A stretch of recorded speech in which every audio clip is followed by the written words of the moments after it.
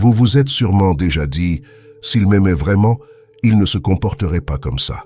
Vous avez interprété sa distance comme de l'indifférence, ses silences comme du désintérêt, ses retraits comme la preuve qu'il ne tient pas à vous.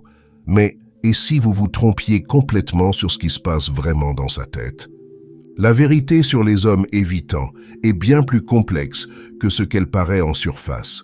Ce n'est pas qu'ils n'aiment pas, c'est qu'ils ont une peur viscérale d'aimer. Ce n'est pas qu'ils ne ressentent rien, c'est qu'ils ressentent tellement qu'ils préfèrent tout éteindre plutôt que de risquer d'être submergés. Ce n'est pas qu'ils fuient la personne en face d'eux, c'est qu'ils fuient désespérément la partie d'eux-mêmes qui devient vulnérable quand ils aiment vraiment. Quand un homme évitant s'éloigne, il ne s'éloigne pas de vous. Il s'éloigne de la version de lui-même qui a besoin de vous, qui vous désire intensément, qui pourrait être anéantie si vous partiez. Il fuit cette partie de lui qui ressent quelque chose de profond et de terrifiant, parce que dans son esprit déformé par ses expériences passées, ressentir profondément équivaut à s'exposer à une douleur insupportable. Pour comprendre pourquoi un homme évitant fuit lui-même quand il aime, il faut remonter aux origines de cette peur. Cette terreur de la vulnérabilité ne naît pas de nulle part.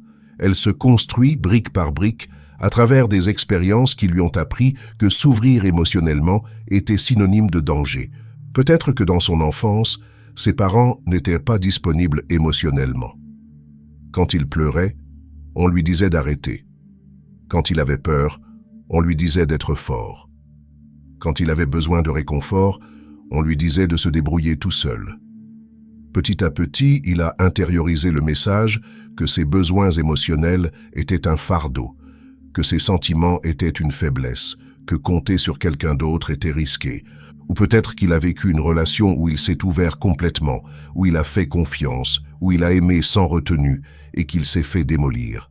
Peut-être qu'on l'a trahi, abandonné, humilié au moment où il était le plus vulnérable. Cette expérience a gravé dans son cerveau l'équation « vulnérabilité égale souffrance garantie ». Il a alors développé un système de défense sophistiqué et impénétrable. Il a appris à identifier les signes avant-coureurs de l'attachement et à les fuir avant qu'ils ne deviennent dangereux. Il a perfectionné l'art de maintenir juste assez de distance pour ne pas souffrir, mais pas assez pour être complètement seul.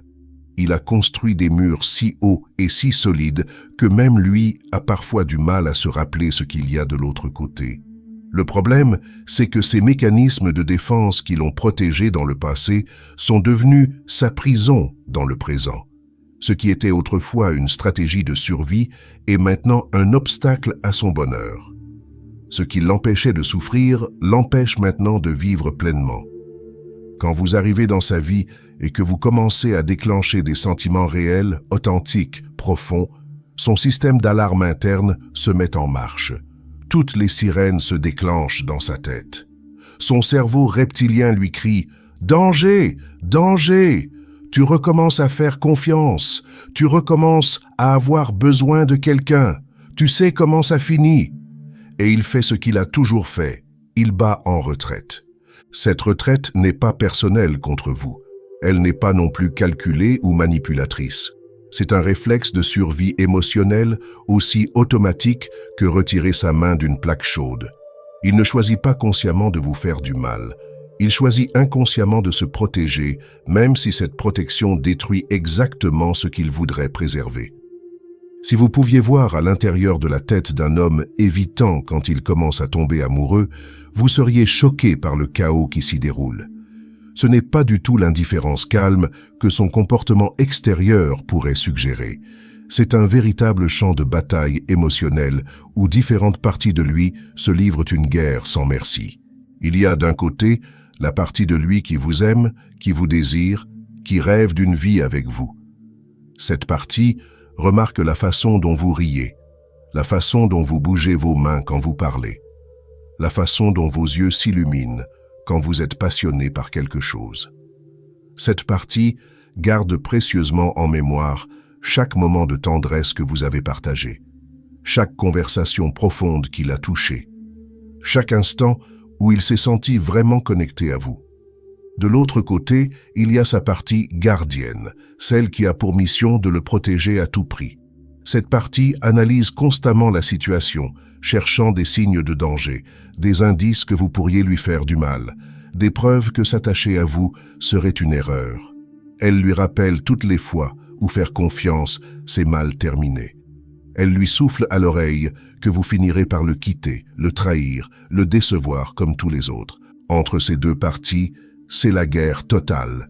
Quand la partie qui vous aime prend le dessus, il devient tendre, présent, connecté. Il vous montre des facettes de lui que personne d'autre ne voit. Il vous fait sentir qu'il y a quelque chose de spécial entre vous, quelque chose de rare et de précieux. Dans ces moments-là, vous avez l'impression de toucher son vrai lui, celui qui se cache derrière tous les masques. Puis sa partie protectrice reprend le contrôle et tout change. Il redevient distant, froid, indisponible. Il agit comme si ces moments de connexion n'avaient jamais existé. Il remet ses murs plus hauts que jamais, comme pour compenser ce qu'il considère comme un moment de faiblesse dangereuse. Cette guerre intérieure est épuisante pour lui. Il vit dans un état constant de tension entre ce qu'il veut et ce qu'il pense être sûr pour lui. Il veut vous aimer, mais il a peur de vous aimer. Il veut vous faire confiance, mais il a peur de vous faire confiance. Il veut construire quelque chose avec vous, mais il a peur que ce quelque chose ne s'écroule et l'emporte dans sa chute. Souvent, il ne comprend même pas pourquoi il se sent si mal à l'aise quand tout va bien entre vous. Il sait juste que quand vous vous rapprochez trop, quand les choses deviennent trop réelles, trop importantes, quelque chose en lui panique et le pousse à créer de la distance. Il sait juste que l'intimité émotionnelle déclenche en lui une réaction de fuite qu'il n'arrive pas à contrôler. Pour la plupart des gens, l'amour représente la sécurité, la joie, l'épanouissement. Pour un homme évitant, l'amour représente le danger absolu. Non pas parce qu'il ne comprend pas sa beauté, mais précisément parce qu'il en comprend le pouvoir destructeur potentiel. L'amour, pour lui, c'est donner à quelqu'un d'autre les clés de son bonheur. C'est permettre à une autre personne de déterminer s'il va bien ou mal, s'il se sent entier ou brisé, s'il a confiance en lui ou s'il doute de tout. Et ça, c'est exactement ce qu'il a juré de ne plus jamais permettre. Il a vécu des expériences où aimer signifiait souffrir, où faire confiance signifiait être trahi, où s'ouvrir signifiait être blessé. Il a appris que plus on donne de pouvoir à quelqu'un sur nos émotions, plus on risque de se faire détruire quand cette personne décide de partir ou de nous faire du mal. Alors, quand il commence à ressentir de l'amour pour vous, son cerveau traduit automatiquement ça en danger imminent. Il ne voit pas l'amour comme une opportunité de bonheur, il le voit comme une menace à sa stabilité émotionnelle. Il ne voit pas la vulnérabilité comme une force qui permet la connexion, il la voit comme une faiblesse qui l'expose aux attaques. Cette peur de l'amour se manifeste de façon très concrète dans son comportement. Plus il vous aime, plus il va essayer de minimiser l'importance que vous avez pour lui. Plus vous comptez, plus il va agir comme si vous ne comptiez pas. Plus il tient à vous, plus il va vous traiter avec détachement. C'est sa façon tordue de se protéger. En niant l'importance de ses sentiments, il croit pouvoir limiter la douleur s'il vous perd. En gardant une distance émotionnelle, il pense pouvoir survivre si vous le quittez. En refusant d'admettre qu'il vous aime, il imagine pouvoir éviter la vulnérabilité qui vient avec l'amour. Le problème, c'est que cette stratégie ne fonctionne pas. On ne peut pas aimer à moitié. On ne peut pas s'attacher partiellement.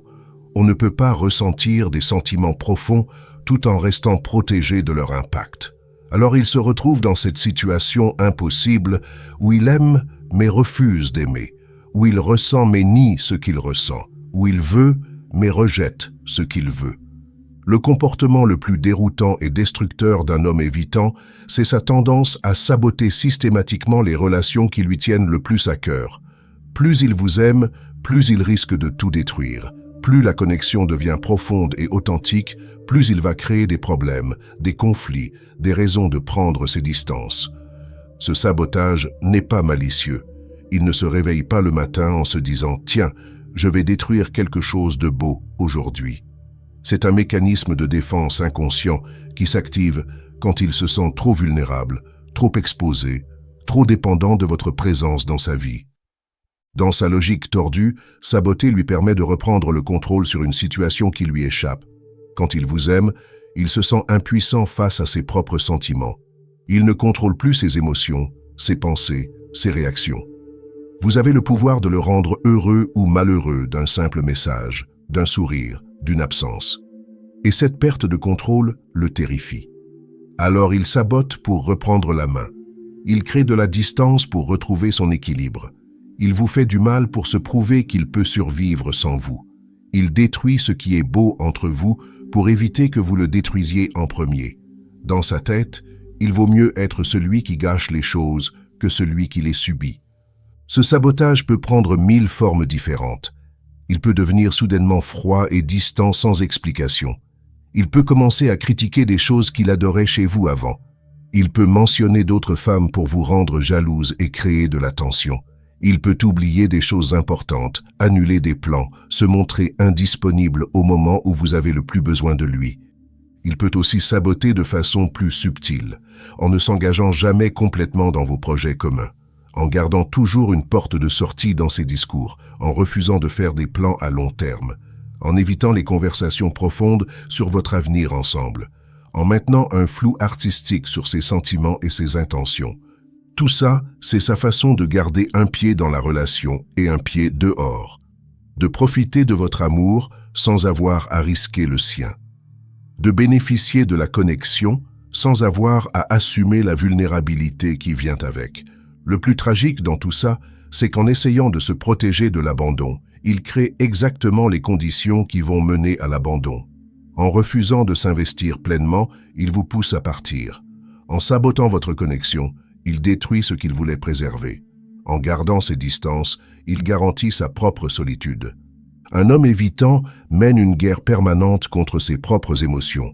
Il les considère comme des ennemis à combattre, des faiblesses à éliminer, des dangers à neutraliser. Il a développé un arsenal impressionnant de techniques pour éviter de ressentir quoi que ce soit de trop profond ou de trop intense. Cette guerre contre ses émotions a commencé très tôt dans sa vie. On lui a appris que les vrais hommes ne pleurent pas, ne montrent pas leur peur, ne demandent pas d'aide. On lui a enseigné que les émotions étaient un signe de faiblesse, que la vulnérabilité était honteuse, que l'indépendance émotionnelle était une vertu. Il a donc appris à étouffer ses sentiments dès qu'ils commencent à émerger. Il a développé des techniques de distraction, de rationalisation, de minimisation pour éviter de plonger trop profondément dans son monde émotionnel. Il a construit des barrières mentales pour empêcher ses émotions de l'atteindre vraiment. Quand il commence à ressentir quelque chose de fort pour vous, tous ces mécanismes se mettent en marche. Il essaie de rationaliser ses sentiments, de les expliquer par des raisons pratiques plutôt que par l'amour. Il essaie de les minimiser, de se convaincre qu'ils ne sont pas si importants que ça. Il essaie de les contrôler, de les doser, de les gérer comme on gère un budget. Mais les émotions ne se laissent pas contrôler facilement. Plus il essaie de les supprimer, plus elles trouvent des façons détournées de s'exprimer. Plus il lutte contre elles, plus elles deviennent puissantes et incontrôlables. Plus il les nie, plus elles infiltrent ses pensées, ses rêves, ses comportements inconscients. Cette lutte constante contre ses propres sentiments est épuisante. Il dépense une énergie énorme à essayer de ne pas ressentir ce qu'il ressent, à ne pas vouloir ce qu'il veut, à ne pas aimer qui il aime. Il vit dans un état de tension permanente entre ce qu'il éprouve réellement et ce qu'il s'autorise à éprouver. Le résultat, c'est qu'il devient étranger à lui-même. Il perd le contact avec ses véritables désirs, ses besoins authentiques, ses sentiments réels. Il ne sait plus ce qu'il veut vraiment parce qu'il a passé sa vie à éviter de le regarder en face. Il ne sait plus qui il est vraiment parce qu'il a construit sa personnalité autour de ce qu'il ne veut pas être. Malgré tous ses mécanismes de défense, malgré toutes ses peurs, malgré toute sa résistance, un homme évitant aime. Mais il aime en secret, dans l'ombre, loin de vos yeux et parfois même loin de sa propre conscience. Il s'autorise à vous aimer seulement quand il n'y a aucun risque que ça mène à quelque chose de réel. Il pense à vous bien plus qu'il ne l'admettrait jamais, même sous la torture. Il se demande ce que vous faites quand vous n'êtes pas ensemble, avec qui vous parlez, si vous pensez à lui autant qu'il pense à vous. Il imagine des conversations qu'il aimerait avoir avec vous, des moments qu'il aimerait partager, des projets qu'il aimerait construire ensemble. Il remarque des détails sur vous que vous pensez qu'il ignore complètement. La façon dont vous plissez légèrement les yeux quand vous réfléchissez. Le petit geste que vous faites avec vos mains quand vous êtes nerveuse. L'expression particulière de votre visage quand vous êtes vraiment heureuse. Il enregistre tout ça quelque part dans sa mémoire, comme des trésors secrets qu'il ressort quand il est seul. Il garde précieusement en tête des choses que vous avez dites et qui l'ont touché, des moments où vous avez été particulièrement tendre ou drôle ou brillante. Il rejoue ces scènes dans sa tête, encore et encore, comme quelqu'un qui regarde son film préféré. Mais tout ça, il le garde pour lui, comme un jardin secret que personne d'autre n'a le droit de visiter. Quand il est seul, surtout la nuit quand ses défenses sont plus faibles, il se permet de rêver à un monde où il pourrait vous aimer ouvertement. Il imagine ce que ce serait de pouvoir vous dire ce qu'il ressent vraiment, de pouvoir vous montrer à quel point vous comptez pour lui, de pouvoir construire quelque chose de vrai et de durable avec vous. Mais dès que le jour se lève, dès qu'il y a un risque que ses rêves deviennent réalité, il remet ses armures. Il enterre ses sentiments sous des couches de détachement et d'indifférence feinte. Il redevient l'homme qui ne s'attache pas, qui ne dépend de personne, qui peut très bien vivre seul. Cette façon de vivre l'amour est non seulement frustrante pour vous, mais aussi douloureuse pour lui. Il se prive volontairement de la joie de partager ses sentiments, de la satisfaction de voir l'effet positif qu'il pourrait avoir sur votre vie, du bonheur de construire quelque chose de beau ensemble.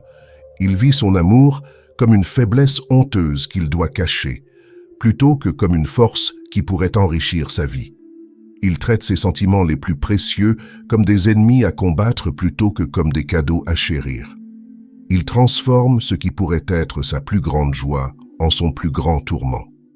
Un des aspects les plus déroutants du comportement d'un homme évitant, ce sont les signaux complètement contradictoires qu'il envoie. Un jour, il agit comme s'il était amoureux de vous. Le lendemain, comme si vous étiez une étrangère. Un moment, il vous fait sentir que vous êtes la femme la plus importante de sa vie. L'instant d'après, il agit comme si vous n'existiez pas. Ces contradictions ne sont pas de la manipulation consciente ou un jeu cruel qu'il joue avec vos sentiments. C'est le reflet direct de son conflit interne permanent. Quand la partie de lui qui vous aime prend le contrôle, il vous montre son vrai visage, tendre et connecté. Quand sa partie protectrice reprend le dessus, il redevient distant et inaccessible. Il peut passer une soirée entière à être complètement présent avec vous, à vous regarder comme si vous étiez la 8e merveille du monde, à vous parler comme si vous étiez la personne la plus fascinante qu'il ait jamais rencontrée. Et puis le lendemain, il peut agir comme si cette soirée n'avait jamais existé, comme si cette connexion intense n'était qu'un produit de votre imagination. Il peut vous envoyer des messages tendres et attentionnés, puis disparaître pendant des jours sans explication. Il peut vous faire des promesses qu'il ne tient pas, vous dire des choses qu'il semble regretter immédiatement après. Il peut vous inviter dans son intimité, puis vous en exclure brutalement quand il réalise qu'il en a trop dit. Ces allers-retours constants entre proximité et distance sont épuisants pour vous, mais ils le sont aussi pour lui. Il vit sur des montagnes russes émotionnelles permanentes, tiraillé entre son désir de connexion et sa peur de la vulnérabilité. Il ne sait jamais quelle partie de lui va prendre le contrôle d'un moment à l'autre. Quand il vous montre de l'amour, c'est authentique. Ce n'est pas un mensonge ou une manipulation, c'est vraiment ce qu'il ressent dans ce moment-là. Mais quand il s'éloigne, ce n'est pas non plus du théâtre. C'est sa peur qui reprend le dessus et qui l'oblige à créer de la distance pour retrouver son équilibre. Le problème, c'est que vous ne pouvez pas savoir à l'avance quelle version de lui vous allez avoir. Vous ne pouvez pas prévoir s'il va être l'homme tendre et connecté ou l'homme distant et indisponible. Cette imprévisibilité vous maintient dans un état d'anxiété constant, toujours en train d'essayer de déchiffrer son humeur, de comprendre ce que vous avez fait de mal, de trouver la clé pour le ramener vers vous. Mais la vérité, c'est qu'il n'y a pas de clé, il n'y a rien que vous puissiez faire pour contrôler quelle partie de lui va émerger. Ces fluctuations ne dépendent pas de votre comportement, elles dépendent de son niveau de peur à un moment donné, de sa capacité à tolérer l'intimité ce jour-là. de la force de ses mécanismes de défense dans cette situation particulière. Beaucoup de femmes qui vivent avec un homme évitant finissent par se dire « Mais pourquoi il ne peut pas simplement choisir de m'aimer? Pourquoi il ne peut pas juste décider d'être heureux avec moi ?» Cette question est compréhensible, mais elle révèle une incompréhension fondamentale de la façon dont fonctionne son cerveau. Pour lui, aimer n'est pas un choix conscient qu'il peut faire ou ne pas faire. C'est un état qui s'impose à lui malgré sa volonté, qui déclenche des réactions automatiques qu'il ne contrôle pas, qui active des systèmes de défense qu'il a mis des années à développer. Imaginez quelqu'un qui a une phobie des araignées. Vous pourriez lui dire « Mais enfin, choisis simplement de ne pas avoir peur. Décide d'être à l'aise avec les araignées. » Cette personne vous regarderait comme si vous étiez folle. Parce que la peur n'est pas un choix rationnel, c'est une réaction incontrôlable du système nerveux. Pour un homme évitant, l'intimité émotionnelle déclenche le même type de réaction automatique. Son cerveau interprète l'amour comme un danger et il réagit en conséquence. Il ne peut pas simplement choisir de ne pas avoir peur. Pas plus qu'une personne phobique ne peut choisir de ne pas paniquer face à l'objet de sa phobie. Cette peur de l'intimité est inscrite profondément dans son système nerveux. Elle a été programmée par des années d'expérience qui lui ont enseigné que s'ouvrir émotionnellement était risqué. Elle s'active automatiquement dès qu'il commence à ressentir quelque chose de trop profond ou de trop réel. Il ne se réveille pas le matin en se disant « Tiens, je vais décider de fuir l'amour aujourd'hui ». Il se réveille avec un système d'alarme interne qui se déclenche dès qu'il commence à ressentir trop d'attachement, trop de dépendance, trop de vulnérabilité. Et ce système lui crie de prendre ses distances, de protéger ses arrières, de ne pas prendre de risques. Changer ça demanderait un travail profond sur lui-même, une remise en question de toutes les croyances qu'il a développées sur l'amour et les relations. Ça demanderait qu'il accepte de revivre des émotions qu'il a passé sa vie à éviter, qu'il affronte des peurs qu'il a soigneusement enterrées, qu'il remette en question des mécanismes de défense qui lui ont permis de survivre. La plupart des hommes évitants ne sont même pas conscients de ces mécanismes. Ils ne réalisent pas qu'ils sabotent leurs relations par peur. Ils pensent sincèrement qu'ils ne sont pas faits pour l'engagement ou qu'ils n'ont pas besoin de personne. Ils ont tellement intériorisé leurs défenses qu'ils les prennent pour leur vraie personnalité. Être en relation avec un homme évitant peut avoir des conséquences dévastatrices sur votre santé mentale. Cette montagne russe émotionnelle permanente, cette incertitude constante, ces signaux contradictoires peuvent vous faire douter de votre propre réalité et de votre propre valeur. Vous commencez à analyser chaque interaction, chaque message, chaque geste en cherchant des indices sur ce qu'il ressent vraiment. Vous devenez une détective de ses émotions, toujours en train d'essayer de déchiffrer ses humeurs, de comprendre ses silences, d'interpréter ses comportements. Cette hypervigilance constante est épuisante mentalement et émotionnellement. Vous vous mettez à douter de votre propre perception des choses. Quand il vous montre de l'affection, vous vous demandez si c'est réel ou si vous imaginez des choses. Quand il s'éloigne, vous vous demandez ce que vous avez fait de mal. Vous perdez confiance en votre capacité à lire les situations et les gens. Pire encore, vous commencez à intérioriser son comportement comme un reflet de votre propre valeur. S'il s'éloigne, c'est que vous n'êtes pas assez bien. S'il ne s'engage pas, c'est que vous ne méritez pas l'engagement. S'il est incohérent, c'est que vous faites quelque chose de mal. Vous prenez la responsabilité de ces peurs et de ces mécanismes de défense. Cette situation peut vous amener à développer de l'anxiété relationnelle, des troubles de l'attachement, une faible estime de soi. Vous pouvez commencer à adopter des comportements que vous n'aviez jamais eus avant. Vérifiez obsessionnellement votre téléphone. Analysez chacun de ses posts sur les réseaux sociaux. Modifiez votre comportement pour essayer de le rassurer ou de le faire revenir. Vous pouvez aussi développer un style d'attachement anxieux en réaction à son évitement. Plus il s'éloigne, plus vous vous accrochez. Plus il est distant, plus vous essayez de créer de la proximité. Plus il est incohérent, plus vous cherchez des preuves de son amour. Vous entrez dans une danse toxique où vos besoins opposés se nourrissent mutuellement. Il est crucial de comprendre que son comportement ne dit rien sur vous. Sa peur de l'intimité n'est pas causée par un défaut chez vous. Sa difficulté à s'engager n'est pas due à votre manque de valeur. Ces mécanismes de défense ne sont pas une réaction à votre inadéquation. C'est le résultat de son histoire, de ses blessures, de ses peurs qui n'ont rien à voir avec qui vous êtes. Comprendre qu'un homme évitant fuit lui-même plutôt qu'il ne vous fuit change radicalement la perspective sur son comportement. Il ne s'éloigne pas parce qu'il ne vous aime pas. Il s'éloigne parce qu'il vous aime et que cet amour réveille en lui des terreurs qu'il n'arrive pas à gérer. Il ne vous rejette pas parce que vous n'êtes pas à la hauteur. Il vous rejette parce que vous représentez exactement ce qu'il désire le plus et ce qui lui fait le plus peur. Son comportement erratique n'est pas un commentaire sur votre valeur. C'est le reflet de sa guerre intérieure entre son désir d'amour et sa terreur de la vulnérabilité. Cette compréhension ne change rien au fait que vous méritez quelqu'un qui peut vous aimer ouvertement, sans se battre contre ses propres sentiments. Mais comprendre sa psychologie peut vous aider à ne pas prendre son comportement personnellement. Ces retraits ne sont pas un reflet de votre inadéquation, mais de son incapacité à gérer l'intensité de ce qu'il ressent. Le problème n'a jamais été que vous n'étiez pas assez. Le problème a toujours été qu'il a trop peur de découvrir à quel point vous pourriez être parfaite pour lui. Merci d'avoir lu jusqu'au bout. Je sais que comprendre la psychologie d'un homme évitant n'est pas facile, surtout quand vous avez vécu cette situation.